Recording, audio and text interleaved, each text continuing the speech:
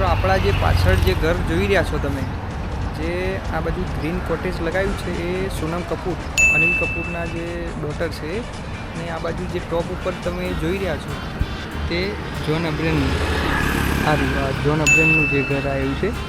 તો આ બેન્ડ સ્ટેન્ડના અંદર જ આ બે સેલિબ્રિટીના આજુબાજુમાં જ જે ઘર આવેલા છે. તો અત્યારે આપણે અહીંયા ઊભા છીએ એમના ઘરના સામે.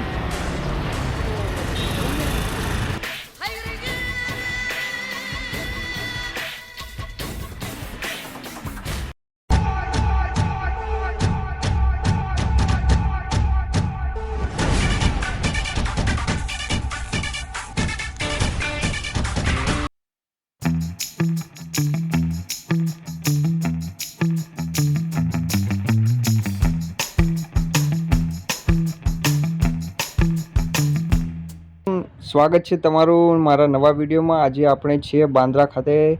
અને બાંદ્રામાં આપણે અત્યારે ઊભા છીએ જોન અબ્રાહમના ઘરના સામે, અને બાજુમાં તમને લીલી કોટેજ દેખાય છે તે તમે સોનમ કપૂરનું પણ હાઉસ તમે જોઈ શકો છો. મુંબઈનો આ એક મેઇન વિસ્તાર છે મિત્રો. અહીંયાથી તમે જો આગળ તો સામે જ આ જે દેખાય છે બિલ્ડિંગ, એના ઉપરના 2 માળ ઉપર જોન અબ્રાહમ, જે ઘણા બધા બોલિવૂડના પિક્ચર પણ કરી ચૂક્યા છે, ધૂમથી લઈ પરમાણુ અને ઘણા બધા પિક્ચરો કરી ચૂક્યા છે, ને બોડી બિલ્ડિંગ વાળા જે હીરો પણ ગણાય છે.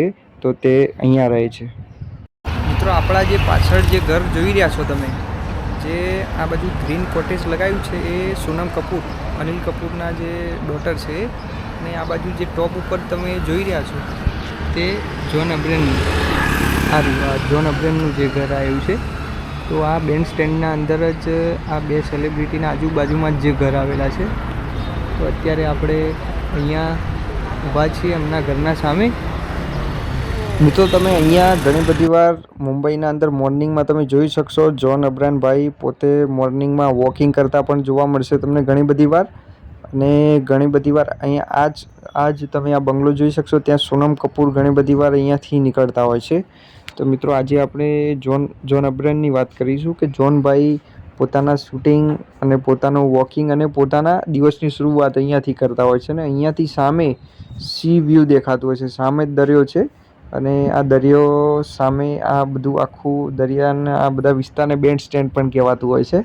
અને આ જે સામે બિલ્ડિંગ છે એ સી ફેસ આખી બિલ્ડિંગ છે, સામેથી આખો દરિયો દેખાતો હોય છે.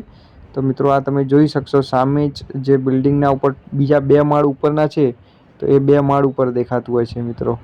તો તમે અહીંયા મિત્રો આવો મુંબઈમાં જ્યારે પણ, તો તમે અહીંયાથી અલગ અલગ સેલિબ્રિટીના ઘર પણ જોઈ શકશો, અને ત્યાં અનુકૂળ હોય તો મુલાકાત પણ કરી શકશો મિત્રો.